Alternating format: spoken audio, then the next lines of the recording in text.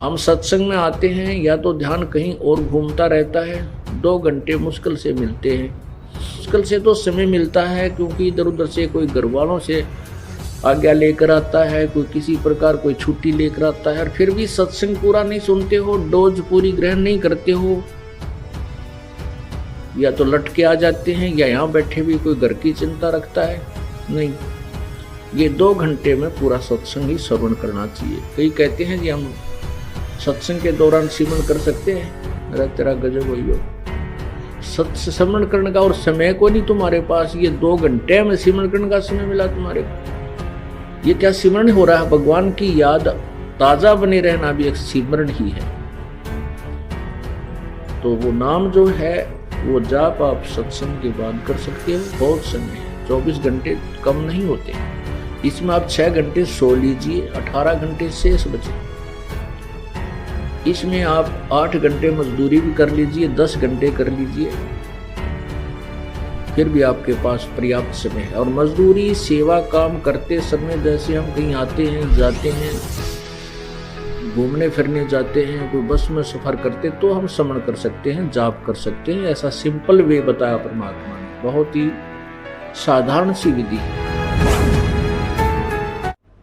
बोलो सतगुरुदेव की जय। बंदी छोड़ कबीर साहेब की जय। बंदी छोड़ गरीबदास जी महाराज की जय। स्वामी रामदेवानंद जी गुरु महाराज की जय। सर्व संतों की जय, सर्व भक्तों की जय, धर्मी पुरुषों की जय। श्री काशी धाम की जय, श्री छुडानी धाम की जय, श्री करोथा धाम की जय, श्री बरवाला धाम की जय। सत सोही ग्रीव नमो नमो सतपुरुष को नमस्कार गुरु की नहीं। सुर नर मुनि जन साधुआ संतों सर्वसदी नहीं। सतगुरु साहेब संत सब है दंडोतम प्रणाम। आगे पीछे मध्य हुए तिनको जा कुर्बान। नर आकार निर्विषम काल जाल वै बंधनाम। निर्लेपम निज नीर गुणम अकल अनुबे सोन धुनाम। सोहम सुरति समाप्तम सकल समाना नीरतल। उज्ज्वल हिरंबर हरदमम बेपरवा ऐथा है। वार पार नहीं मध्य तुम ग्रीब जो सुमर सिद्ध होई।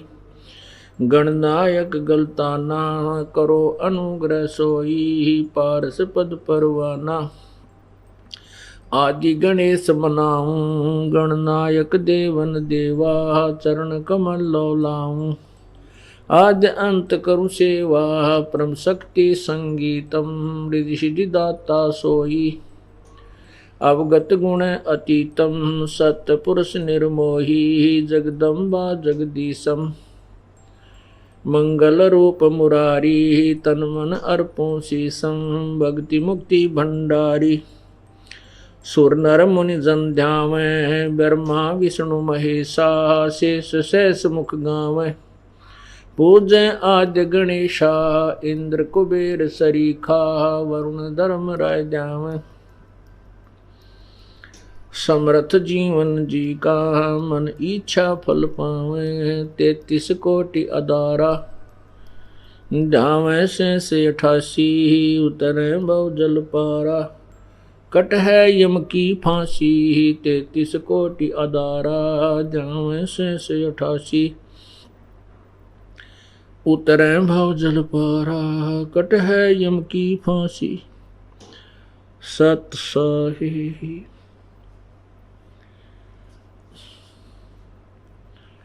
कर जोरूं विनती करूं। धरूं चरण पर शीस। गुरु राम देवानंद जी महाराज ने दियो नाम बख्शीस। कोटि कोटि सिजदा करूं। कोटि कोटि प्रणाम।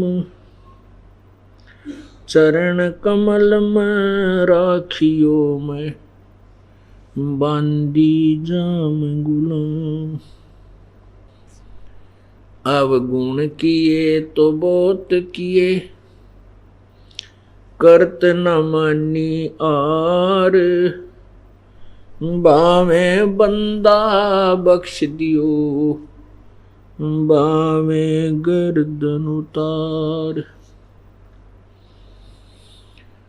अवगुण मेरे बाप जी बख्शो गरीब नवाज। जो मैं पूत कपूत हूँ बोर पिता को लाज।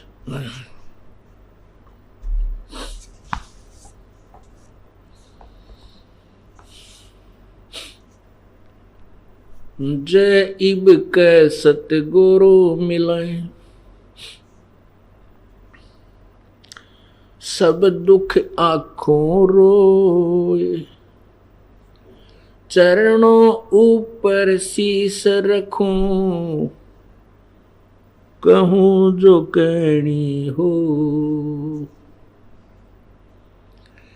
कबीर गुरु जी मिलेंगे पूछेंगे कुशलात। आद अंत की सब कहूँ अपने दिल की बात। गुरु जी तुम ना भूलियो चाहे लाख लोग मिल जाएं। हमसे तुमको बहुत है तुमसे हमको नहीं। तुम्हारे विसारे क्या बने मैं किसकी शरण में जाऊं। शिव बिरंच मुनि नारद तिनके हृदय न समाऊं। अवगुण मेरे बाप जी बख्शो गरीब नवाज। जो मैं पूत कपूत हूँ बोर पिता को लाज। मैं अपराधी जन्म का नक्सक बरे विकार। तुम दाता दुख भंजना मेरी करो संभार। कुत्ता तेरे दरबार का मोतिया मेरा नाम है। गले प्रेम की रस्सी जहाँ खींचो वहाँ जाऊं। तो करो तो बावड़ू दूर दूर करो तो जाऊं। जो रखो तो ही रहूं जो देवो सो खाऊं। बंदी छोड़ दयाल जी तुम तक हमारी दौड़े। जैसे कागज जहाज का अब सोजत और न ठोरी। पूर्ण ब्रह्म कृपा निदान सुन के सो करतार। गरीब दास मुझ दीन की रखियो बहुत संभार।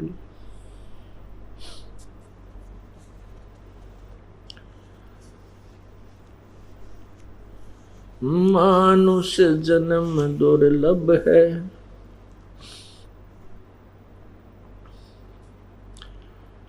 मिले न बारंबार।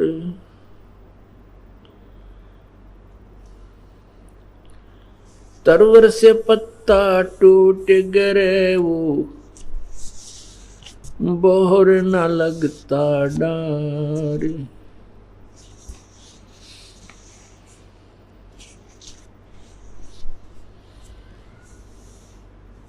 फागुन आवत देख कर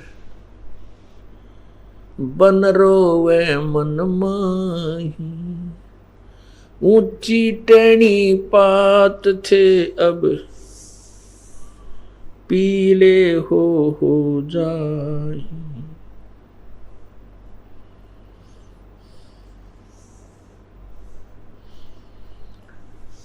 तरवर पात झड़ता यूं कहे सुन भाई तरवर राय। अब के बिछुड़े नहीं मिले न जाने कहाँ गिरांगे जोए। तरवर कहता पात से सुनो पात एक बात। यहाँ की यह रीति है एक आवे एक जात।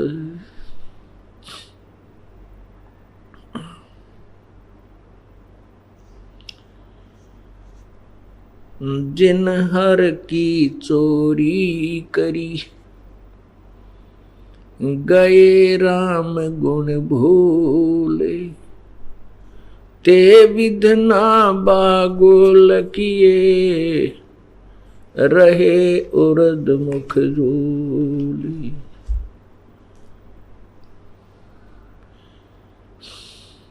बंदे तो कर बंदगी जय चावे दीदारे। अवसर मानुष जन्म का मिले न बारंबार। मानुष जन्म पाके नहीं रटे हरि नाम। जैसे कुआं जल बिना फिर बनवाया क्या काम।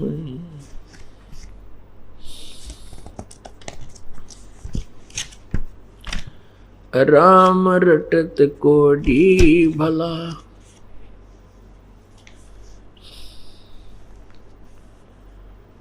चू चू पड़े जो चाम। वो सुंदर दे किस काम की जा मुख नाही नाम।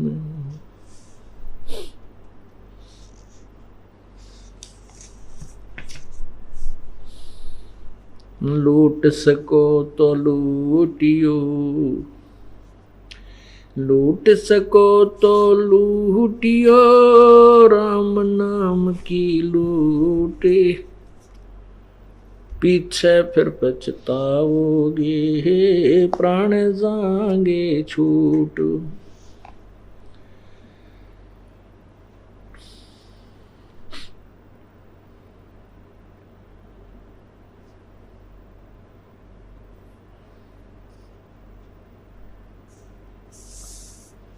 परमपिता परमात्मा सारी सृष्टि के रचनहार कुल मालिक कबीर परमेश्वर हम कालजाल में फंसी हुई अज्ञान आत्माओं को तत्वज्ञान कराने के लिए स्वयं ही इस धरातल पर सहशरीर आते हैं। कुछ समय अतिथि रूप में रह करके वो एक मनुष्य जैसा जीवन जी करके एक सच्चे भक्त की भूमिका करके एक सच्चे संत की भूमिका करके एक अच्छे कवि की भूमिका करके वो परमात्मा हमारे लिए एक अनमोल शास्त्र सवसम वेद पांचवा वेद छोड़कर चले जाते हैं।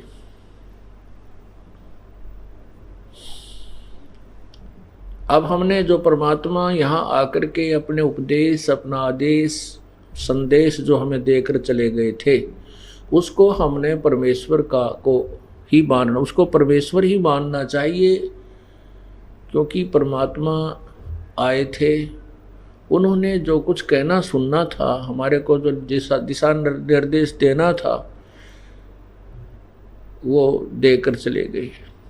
यदि वो अब आ जाएंगे, सह शरीर यहाँ प्रकट हो जाएंगे, तो भी वही बात कहेंगे जो उन्होंने 600 वर्ष पूर्व अपनी सवसम वेद में, कबीर वाणी में, कबीर गिरह में बोली थी। इसके लिए परमात्मा गरीबदास साहब ने भगवान की महिमा बताई है कि निर्गुण सरगुण एक है, दूजा भ्रम विकार। निर्गुण साहब आप हैं, सरगुण संत विचार। परमात्मा हमारे समक्ष नहीं है, लेकिन उनके द्वारा दिए गए जो विचार हैं, जो उनकी वाणी है, वो सरगुण है, वो साक्षात उन्हीं को समझना चाहिए कि वो परमात्मा बोल रहे हैं। अब हम ये दास तो एक लाउड स्पीकर समझो, एक रिकॉर्डर समझो कि उसकी वाणी को याद करके, ग्रहण करके, रिकॉर्ड करके आपको सुना देता हूँ। ये आदेश उसी परमपिता का है और ये सत्य है, हमने इसको ग्रहण करना चाहिए।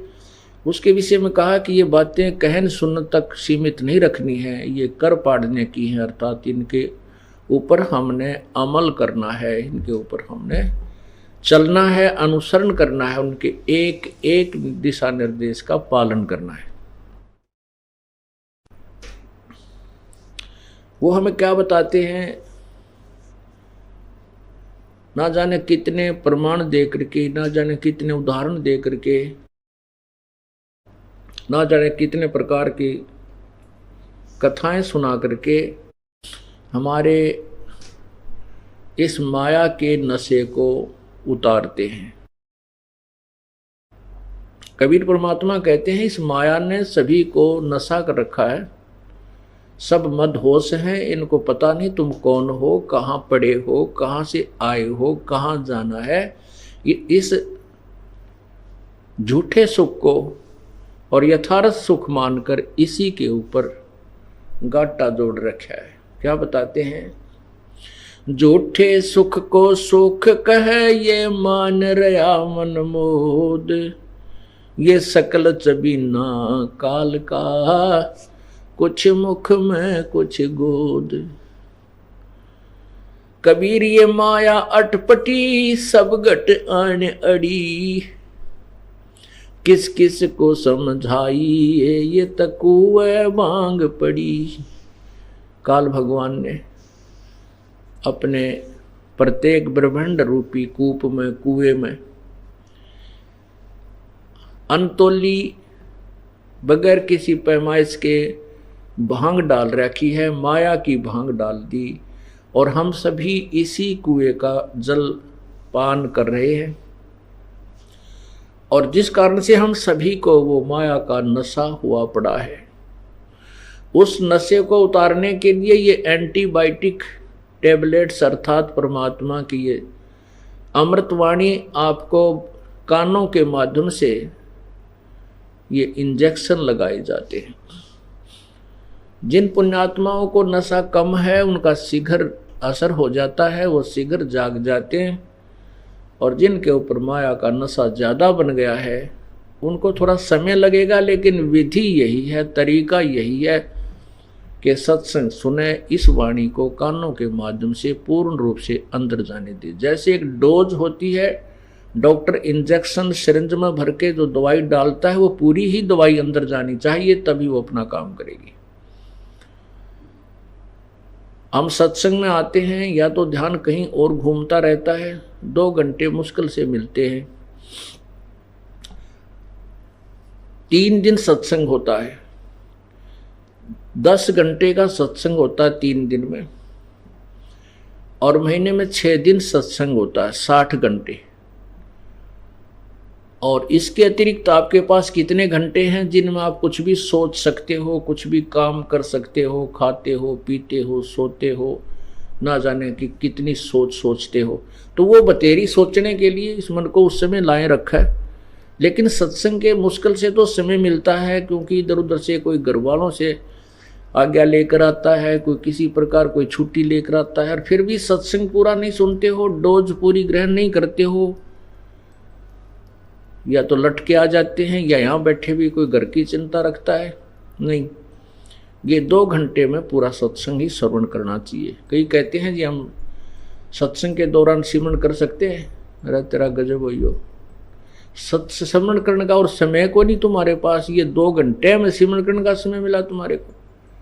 ये क्या सिमरन हो रहा है? भगवान की याद ताजा बने रहना भी एक सिमरन ही है। तो वो नाम जो है वो जाप आप सत्संग के बाद कर सकते हो। बहुत समय है, 24 घंटे कम नहीं होते।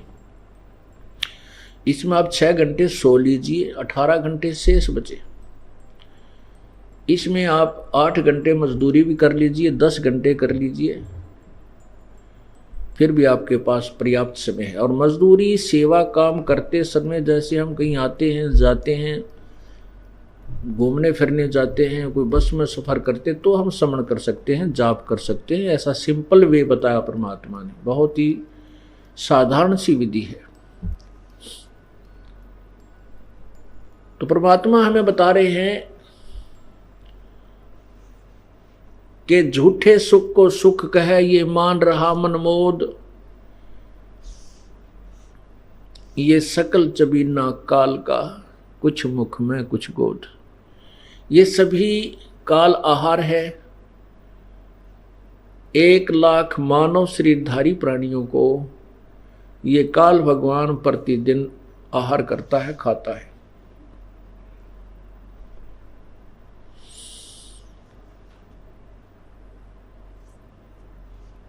और 1.25 लाख प्रतिदिन उत्पन्न करता है। ऐसा इसको सांप लगा है, ऐसे इसको बीमारी लगी है। यहां पर अपने को जो इस काल भगवान ने मानव शरीर दिया है, ये अपने आहार के लिए हमारे को यहां रोका हुआ है। इसके लिए 3 पुत्रों को यहां पर हमारे व्यवस्थक बना रखे हैं। रजगुण ब्रह्मा इससे रजोगुण से प्रभावित हो जाते हैं। जैसे किसी को नींद की गोलियां दे दी जाए या किसी को ऐसे कोई बेहोशी की कोई अचेत करने की एक सूंघाने की जड़ी होती है, वो सूंघा दी जाए तो वो तुरंत बेहोश हो जाता है। तो जैसे छौंक लगता है रसोई में, उस मिर्चों की जो महक से मिर्चों के गुण से छींक आती हैं, वो जीव के बस की नहीं, आ ही जाती हैं, वो रोके से भी नहीं रुक सकती।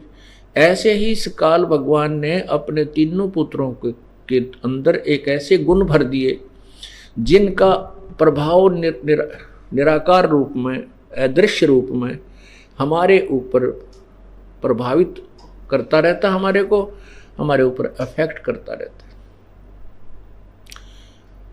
और जिसके प्रभाव के कारण सभी प्राणी, चाहे कोई चींटी है, चाहे हाथी, चाहे मानव है, वो रजोगुण प्रभावित होकर के, ये बस की बात नहीं प्राणी के, बाई फोर्स बहुत सुनियोजित तरीके से काल ने अपनी यहाँ की व्यवस्था बना रखी है। तो बच्चे उत्पन्न करना ये रजोगुण प्रभाव है। इसके दबाव में आकर के जीव ना जाने कैसे कैसे दुराचार कर डालता है, उसके प्रेशर में आकर के।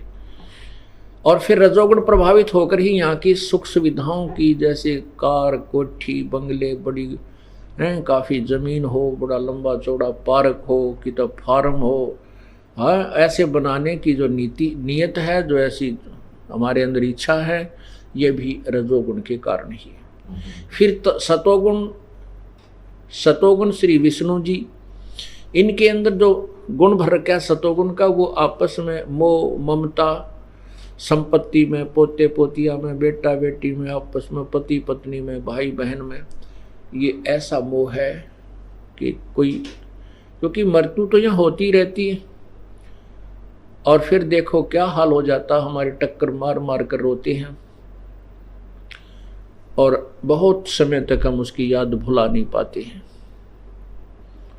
ये जो सतिथि बनाए रखने के लिए जो मोह ममता हमारे अंदर प्रवेश है, हमारे बस की बात नहीं, ये भगवान विष्णु जी के गुण का प्रभाव है।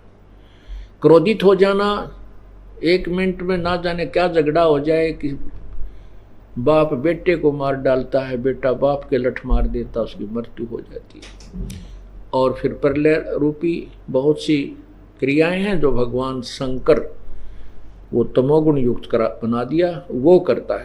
ये तीनों पुत्र हैं ब्रह्मा जी, रजगुण ब्रह्मा जी है, सतगुण विष्णु जी, तमगुण शिव जी। तो परमात्मा कहते हैं, परमात्मा हमें ये समझाना चाहते हैं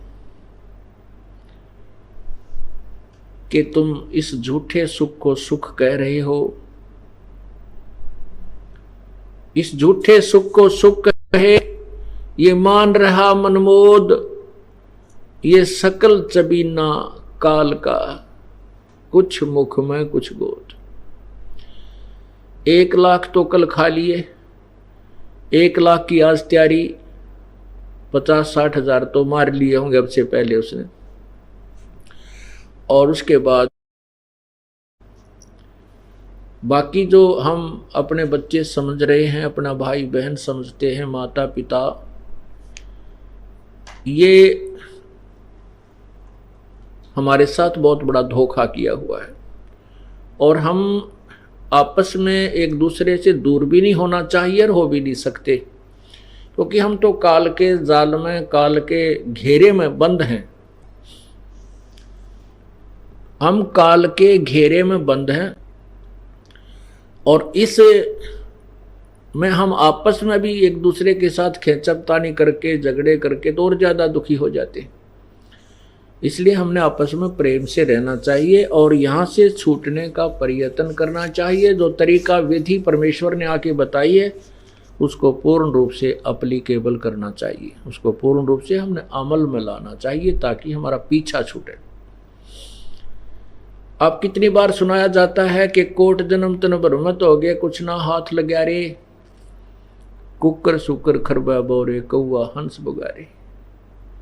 कोटि जन्म तू राजा की, न्या मिटी न मन की आशा, भिक्षुक होकर दर दर घूम्या, ये मिला ना निर्गुण रासा। कोटि जन्म इंद्र कुबेर ईश की पदवी, ब्रह्मा वरुण ध्रुमराया, और विष्णुनाथ के पुर को जाकर फिर भी उल्टा आया।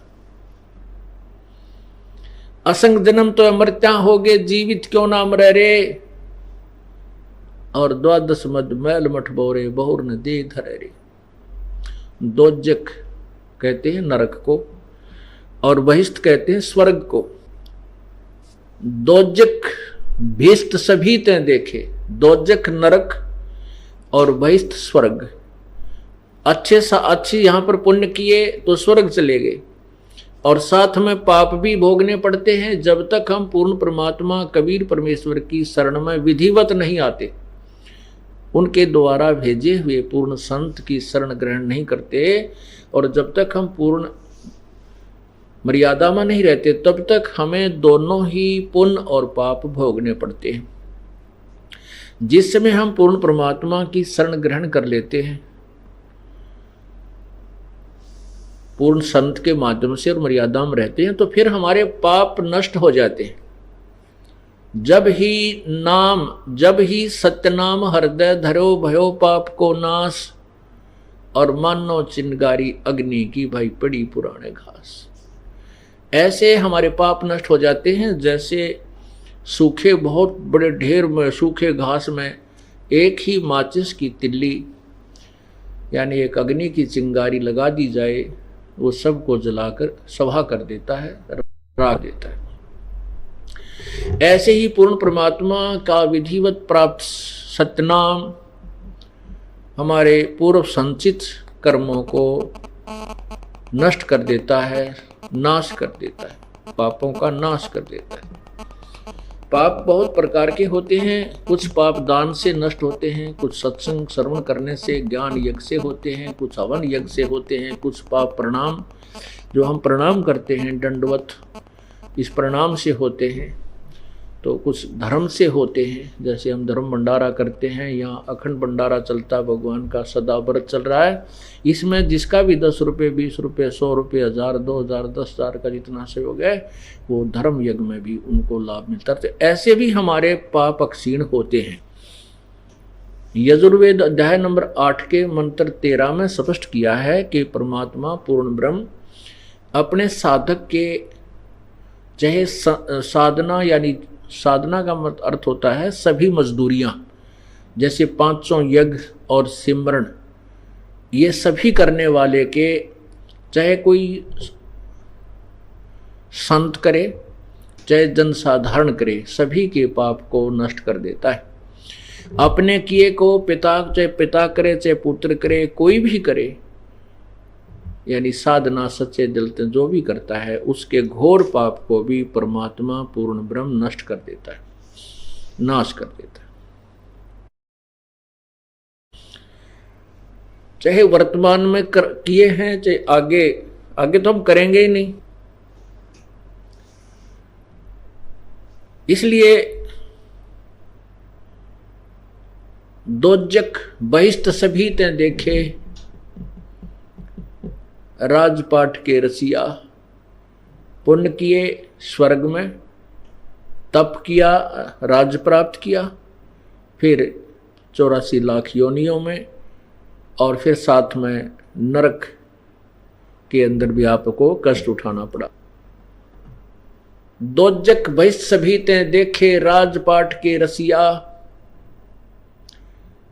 क्या बताते हैं कि असंग जन्म तन मृत्या होगे, जीवित क्यों ना मरे रे, और 12 मद मैल मठ बोरे, बहुर न दे धरे रे। जीवित कैसे मरना होता है, ये तो एक हार्ड एंड फास्ट रूल है और यूनिवर्सल ट्रूथ है, कति जो है अमिट सत्य है कि प्रत्येक को यहां से जाना है, मृत्यु होनी है। और आप देखते हो, समाचार पत्रों में भी पढ़ते हो, वैसे भी सुनते हो कि एक व्यक्ति जा रहा था, उसने नाइट सर्विस से ही वापस आ रहा था, इतना शीघ्र काम था, बहुत जरूरी आवश्यक कार्य था, और रास्ते में ही आते समय एक्सीडेंट हो गया। अब जिन कार्यों के लिए वो इतनी शीघ्रता किए हुए था कि मैं जल्दी चलूं, कहीं लेट ना हो जाऊं, मेरा काम बिगड़ जा, और वो खुद ही गया। हमारे को इन बातों पर विचार करके करना पड़ेगा, और फिर इन्हीं विचारों से हम उस काल के को लूटे छूट कर सत्संग में आ सकते हैं, नहीं तो कोई तरीका नहीं है। आप घर से इसलिए नहीं चलते कहीं मेरा काम ना बिगड़ जा, कहीं मेरा काम खराब ना हो जाए, मेरा कार्य ना हो जाए, भैंस दूध ना दे, या कि तो और कोई दिक्कत ना हो जाए। परमात्मा कहते हैं कि तुम महीने में 3 दिन तो मर के देख लो। जो हम मरेंगे फिर तो वापस आ ही नहीं सकते, वैसे मरते हैं काल मारेगा जब तो वापस आ ही नहीं सकते, सारा काम रह गया, बिगड़ गया। और हम 3 दिन मर जाएंगे, जीवित मरना है, नो सोच ले हम मर गए और आश्रम की तरफ चाल पड़ी। चाहे कितना भी काम खराब हो, चाहे कुछ भी होता है, आप समझिए कि मैं मर चुका हूं, और तीसरा दिन फिर जी जावांगे हम, तो फिर जाकर उन कामों को और जल्दी शीघ्र कर लेंगे, ठीक कर लेंगे, कुछ थोड़ा बहुत नुकसान है उसको भी देख लेंगे। और फिर जिसके लिए हम मरते हैं तो वह बादशाह वो के फिर ठाली बैठेगा। 2 लाला जी लड़े थे, एक बोला तेरा बाट मारूंगा, वो बोला मैं के ठाली बैठूंगा। तो भाई ऐसे भगवान के ठाली बैठेगा, अगर तुम उसके नाम से कुछ करके देखोगे, आत्मा लाओगे, तो वो भी निश्चल नहीं रहेगा, आपको वो करके दिखाएगा, आप सोच भी नहीं सकते। अब तो हम एक लल्लो पत्तों से लगे हुए तो भी इतने काम कर लग रहे हमारे वो, और यदि हम जिस दिन समर्पण कर देंगे, जीवित मर जाएंगे, फिर देखना। तो कहते असंग जन्म तन मृत्या हो गए, और जीवित क्यों ना मरे रे। और ये 3 दिन की मृत्यु के बाद तो हम फिर घर चले जाएंगे, फिर जीगे, वहां जाकर के जीवित हो गए, अपने काम न फिर कर लेंगे, थोड़ा बहुत बिगड़ भी गया है तो ठीक करेंगे। और परमात्मा के नाम पर अगर बिगड़ता है तो भी हमारे हित में ही होता है। हम इस स्थिति में आ जाना चाहिए कि परमात्मा जो करता है वो कभी गलत नहीं होने करता। यदि हम उसको गलत सोचते हैं तो हमारी बुद्धि जीव वाली है, हम इतना ही सोच सकते हैं। और यदि परमात्मा ही गलत करता है तो फिर ठीक करने वाला इस संसार में है कौन। तो क्या बताते हैं, दोजक भीस्त सभी तो देखे राजपाट के रसिया, और 3 लोक से तिरपत नाही।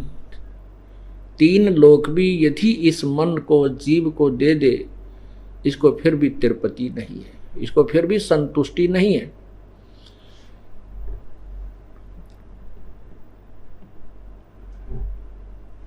फिर बताते हैं,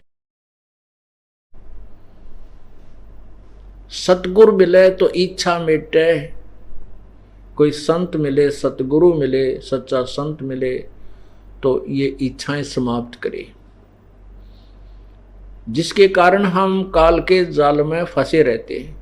सतगुरु मिले तो इच्छा मिटे, पद मिल पदे समाना, और चल हंसा उस लोक बैठाऊं जो आदि अमर अस्थाना।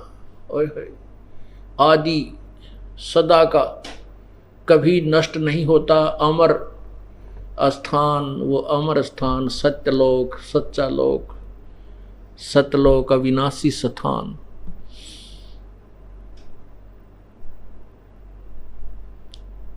चार मुक्ति जहां चंपी करती माया होरी दासी, दास गरीब अभय पद पर से, वो मिले राम अविनाशी। ओह, अब क्या बताते हैं,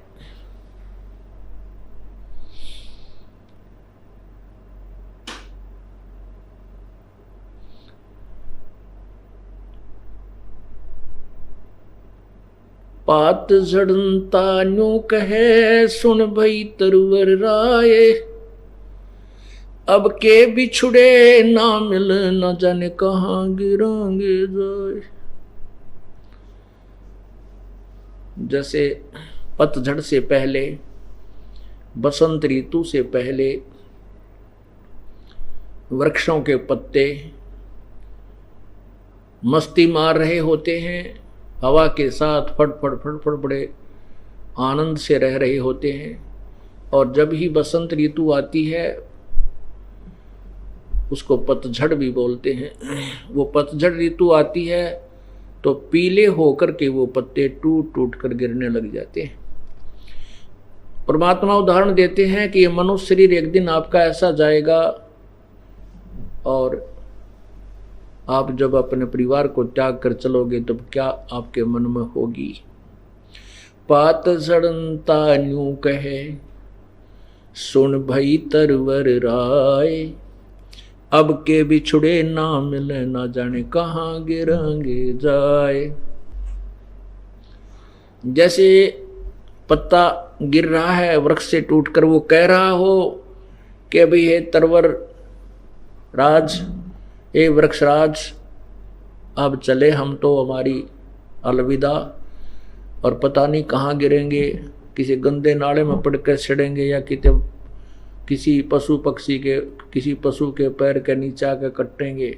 कहने का भाव ये है कि जब ये परिवार का सदस्य अपने भरे पूरे परिवार को त्याग कर जाता है, तब उसके मन में ये आती है कि भगवान पता नहीं कहाँ जन्म होगा, कहाँ जाएंगे, कहाँ जाऊंगा।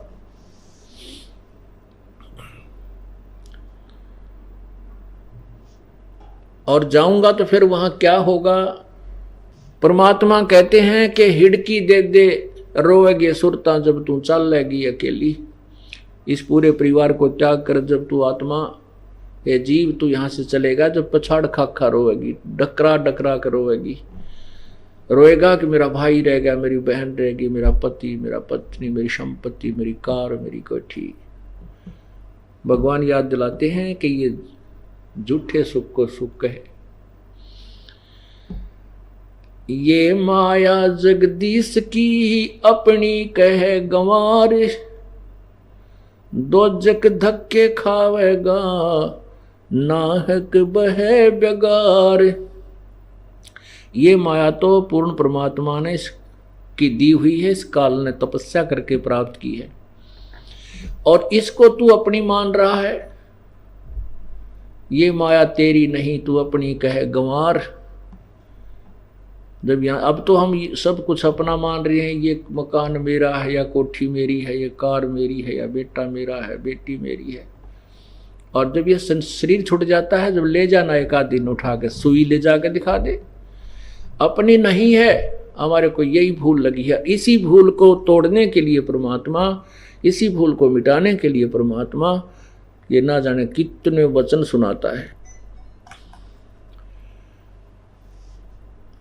पूर्ण परमेश्वर कबीर परमात्मा बंदी छोड़ हमें बताना चाहते हैं कि तरवर कहता पात से सुनो पात एक बात, यहाँ की यह रीति है एक आवे एक जात। यहाँ की तो एक ऐसी ही रिवाज है, ऐसा ही नियम है, एक आ रहा है, पैदा हो रहा है, जन्म ले रहा है, एक मर के मृत्यु को प्राप्त होकर और ऊपर को धर्मराज के दरबार में जा रहा है। यहाँ की यह रीति है एक आवे एक जात। अब हम इस आने और जाने के झंझट को मिटाने के लिए किसके सामने पुकार करें? कौन है वो शक्ति जो हमारे इस आने और जाने को मिटा सकता है, अर्थात हमारी जन्म और मृत्यु के झंझट को पूर्ण रूप से समाप्त कर सकता है? अब हमने उसकी तलाश करनी पड़ेगी, नहीं तो उसके बारे में कह रहे हैं ये अरहट का कुआ लोई, ओए होए, ये अरहट का कुआ लोई, यागल बंजा है सब कोई। यहां से पुण्य या पाप की बाल्टी भरी, ऊपर ले गए, ऊपर खाली कराए, कुछ स्वर्ग में कुछ नरक में, फिर आगे, फिर भरी, फिर चले, फिर भरी, फिर चले। कहते हैं ये कभी अंत ही नहीं हो सकता इसका तो। और इन अज्ञानी ऋषियों ने, संतों ने, महर्षियों ने, जिनको ज्ञान नहीं था, इसी को फाइनल मान लिया कि यही जीवन है, जन्म और मृत्यु तो कंपलसरी है और ये होनी भी चाहिए। तो तेरा गजब हो। अब जिनके पास कोई समाधान है ही नहीं, वो तो यही कहेंगे कि पाप कर्म नहीं कटते। जिनको पता ही नहीं कि कोई ऐसी औषधि भी है, ऐसा कोई मंत्र है, ऐसी साधना जिससे पाप कट जाते हैं, जिनको पता ही नहीं, तो वो तो यही कहेंगे कि पाप नहीं कटते साधना से, क्योंकि वो बिल्कुल अनजान और कति मूर्ख हैं। जब हम भक्ति कर रहे हैं और भक्ति करने से हमारे पाप यक्षमा नहीं हुए, हम औषधि खा रहे हैं और औषधि खाने से रोग कटेगा ही नहीं, तो उस औषधि को खावेगा कौन और किसकी रुचि बनेगी? नहीं बन सकती। तो ऐसे अज्ञानी संतों को, महर्षियों को हमने, ऐसे अज्ञानी व्यक्तियों को महर्षि और संतों की, सतगुरु की भाव जो है ना उपाधि दे रखी थी। और जो पूर्ण परमात्मा, जो सतगुरु थे, स्वयं आए कबीर परमेश्वर, एक सदगुरु की भूमिका उन्होंने की, उसको हमने रिजेक्ट करके एक कवि मान रखा था। ये तो एक कवि था। और जबकि ऋग्वेद मंडल नंबर 9 सूक्त नंबर 96 के मंत्र नंबर 16 से लेकर 20 तक यही स्पष्ट किया है कि उस परमात्मा का वास्तविक नाम क्या है। उसका वास्तविक नाम कबीर देव है। वो कबीर गिरह, कबीर वाणी के माध्यम से, लोकोक्तियों के माध्यम से, कविताओं के माध्यम से अपनी महिमा आप सुनाता है। उस तत्व ज्ञान को सुनाने के लिए आता है और वो तीसरे मुक्ति धाम में रहता है, क्योंकि मुक्त धाम वो है जो कभी मृत्यु को प्राप्त नहीं हो, जो कभी नष्ट ना हो। 21 ब्रह्मांड काल के ये भी नाशवान है, 7 संख ब्रह्मांड परब्रह्म के यानी वो भी नाशवान है। केवल वो तीसरा लोक, सतलोक जो है, वो पूर्ण परमात्मा का वो कभी नष्ट नहीं होता। उस तीसरे मोक्ष धाम में वो परमात्मा रहता है और वो अपनी महिमा लोकोक्तियों के माध्यम से उच्चारण करके आवाज लगा लगा के सुनाता है, इसलिए उसको एक कवि की उपाधि दे दी जाती है, लेकिन वो वास्तव में परमात्मा ही होता है। पुण्यात्माओं, आप शिक्षित हैं। अब सबसे बड़ा दाव हमारा यही लगा है कि सभी मानव समाज शिक्षित है, अक्षर ज्ञान युक्त है और हमारे पास वो सदग्रंथ है। अनुवादकर्ताओं ने हिंदी में संस्कृत का कर रखा है। जहां उन्होंने गोल मोल किया है उसको हम ठीक कर लेंगे, क्योंकि शब्दकोश हमारे पास है और तत्व ज्ञान हमारे पास है। उसमें यही स्पष्ट किया है कि उसको कवि कहने लग जाते वो परमात्मा होता है। जैसे कबीर भगवान इसको कवि कहने लगे थे। इन्होंने लोकोक्तियों के माध्यम से, दोहों के माध्यम से, यानी पद्य भाग में अपनी महिमा, अपने द्वारा रची हुई सृष्टि की वो रचना का ज्ञान और अपने ही पाने का, सतलोक जाने का जो यथार्थ ज्ञान वो आकर के स्वयं दिया, जिस कारण से उसको कवि कहने लगे। और ये वेद बताओ कि वो कवि कहलाता है, लेकिन वो भगवान होता है, वो परमात्मा होता है। अब क्या बताया उस परमेश्वर ने आकर के,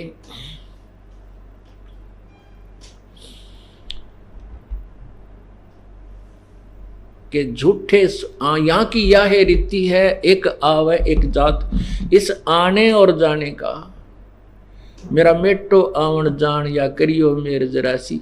उस परमात्मा के लिए तो ये एक जरा सा, यानी बिल्कुल सिंपल सा काम है। यदि हम सच्चे दिल हैं और पूर्ण मर्यादा में आखिरी सांस तक इसके चरणों में पड़े रहेंगे तो मोक्ष में कोई दिक्कत नहीं है। हम कुछ दिनों के बाद आंडी पाक जाते हैं, कुछ दिनों के बाद क्योंकि सुख गना दे देता है, सुखी हुए राम भगवान से दूर हुए। इसलिए परमात्मा हमें ये बताते हैं कि ये भी याचना करते रहना साथ साथ के उस सुख के माथे पत्थर पड़ो जिस ते नाम हृदय ते जाए, और बलिहारी उस दुख के जो पल पल नाम रटावे। ऐसा सुख भी मत देना भगवान जिसे तेरी भूल पड़ जा, और मुझे तो उस सुख की बजाय वो दुख अच्छा है जिस कारण से आपकी याद बनी रहे। कुछ कष्ट होता है, पुण्यात्माओं आप देख लेना उस मालिक के खेल। आपका साथी जो नाम नहीं ले रहा वो कहेगा मेरे यहाँ दर्द है और मेरे को कैंसर बता रखी है, और आपको भी वही पीड़ा होगी, फिर रोगे भगवान हे परमात्मा कहीं मुझे भी कैंसर ना हो जाए। खूब याद करोगे और फिर कुछ दिनों के बाद टेस्ट भी कराओगे तो आपको कैंसर नहीं मिलेगी, तो आपकी और श्रद्धा मालिक में बढ़ेगी। तो कहते हैं ऐसा दुख भी देना परमात्मा तेरी याद बनी रहे, वो सुख मत देना जिससे तेरी भूल पड़ जाए। वो सुख तो एक दिन यही रह जाएगा, वो तो अपना है ही नहीं, वो तो झूठा सुख है जिसको हमने अनजानपने में सुख मान रखा है, वो सुख है ही नहीं।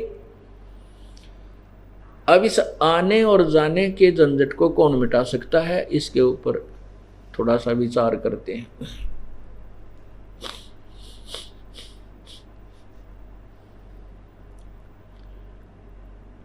जग सारा रोगियो रे जिन सतगुरु वैद न जाण्या, जग सारा रोगिया रे, जग सारा रोगिया रे जिन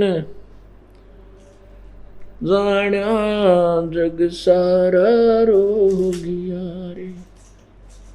भाई जन्म मरण का रोग लगा है, तृष्णा बडरी खांसी, जन्म मरण का रोग लगा है, तृष्णा बडरी खांसी। आवागमन की डोर गले में अपड़ी काल की फांसी, जग सारा रोगियो रे जिन सतगुरु वैद न जाण्या, जग सारा रोगिया रे जिन सतगुरु वैद न जाण्या, जग। भाई देखा देखी गुरु शिष्य बनेंगे, किया न तत्व विचारा। भाई देखा देखी गुरु शिष्य बन गए, किया न तत्व विचारा। गुरु शिष्य दोनों के सिर पे काल ठोके पंजारा। जग सारा रोगिया रे, जिन सतगुरु वैद न जाण्या। जग सारा रोगिया रे, जग सारा रोगिया रे, जिन सतगुरु वैद न जाण्या। जग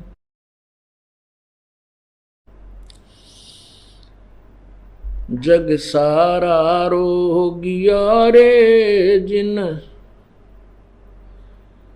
ना जग सारा रोगिया रे। भाई साचा सतगुरु कोई न पूजे, झूठों जगपति आसी। साचा सतगुरु कोई न पूजे, झूठों जगपति आसी। अंधे की बाँ गही अंधे न, मार्ग कौन बतासी। जग सारा रोगिया रे, जिन सतगुरु वैद न जाण्या। जग सारा रोगिया रे, जग सारा, जिन सतगुरु वैद न जाण्या। जग भाई सार शब्द सर जीवन बूटी, घस घस अंग लगावे। सार शब्द सर जीवन बूटी, घस घस अंग लगावे। कहे कबीर तुम सत कर मानो, ये जन्म मरण मिट जावे। जग सारा रोगिया रे, जिन सतगुरु वैद न जाण्या। जग जग सारा रोगिया रे, जिन सतगुरु वैद न जाण्या। जग सत साहिब कहते हैं ये जग सारा रोगिया रे, जिन्होंने सतगुरु वैद न जाण्या। जग सारा रोगिया रे। अब हम शास्त्रों के आधार से उन भगवानों को तोलेंगे, उन भगवानों को पहचानेंगे जिनकी हम पूजा करते थे और जिनको हम समर्थ मानते थे, जिनसे हम अपने मोक्ष की कामना किया करते थे, प्रार्थना करते थे। पवित्र हिंदू समाज के अंदर श्री ब्रह्मा जी, श्री विष्णु जी, श्री शिव जी, रजगुण श्री ब्रह्मा जी, सद्गुण श्री विष्णु जी, तमगुण श्री शिव जी की हम पूजा करते थे और उनको सर्वशक्तिमान, सर्वेश्वर, मृत्युंजय, कालज्ञ, सारी सृष्टि के रचनहार, पूर्ण मोक्षदाता, अजरो अमर, इनके कोई जन्मदाता नहीं है, ऐसा जानकर इनकी पूजा करते थे। इन्हीं से हम अपने सर्व संकट के निवारण की कामना किया करते थे। और जो हमें ये ज्ञान बताया गया था,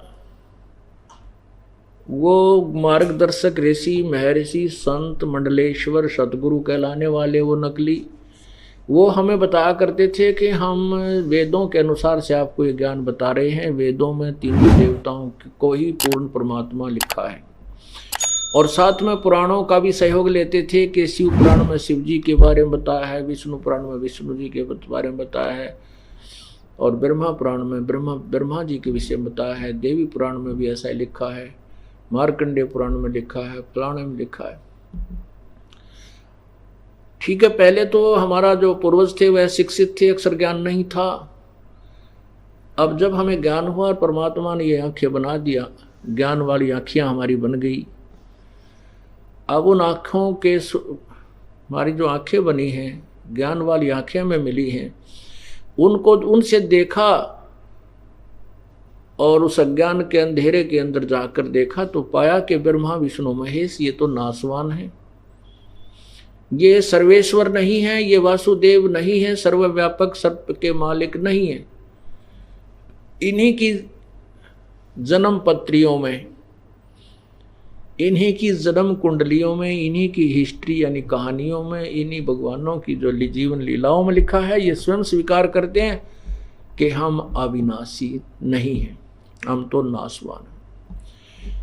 श्रीमद् देवी भागवत, देवी अर्थात देवी पुराण, शक्ति पुराण जिसे कहते हैं, इसके तीसरे स्कंद में खुद विष्णु जी माता की स्तुति करते हुए कहते हैं, गीता प्रेस गोरखपुर से प्रकाशित श्री देवी पुराण पृष्ठ तीसरा स्कंद पृष्ठ 123 पर मोटा टाइप में लिखा है। विष्णु जी कहते हैं, तुम शुद्ध स्वरूपा हो, यह संसार तुम्हीं से उद्भासित हो रहा है। मैं यानी विष्णु, ब्रह्मा और शंकर आप ही से जन्मवान हैं, हमारी तो आपसे ही उत्पत्ति होती है और हम नित्य नहीं हैं, हम सदा रहने वाले अविनाशी नहीं हैं, तुम ही नित्य हो।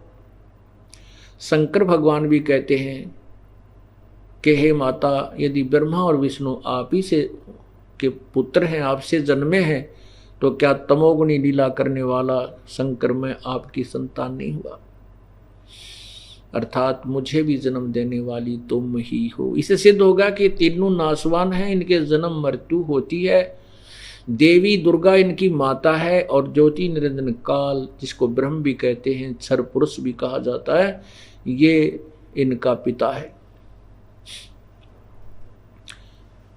श्री शिव पुराण गीता प्रेस गोरखपुर से प्रकाशित रुद्र संहिता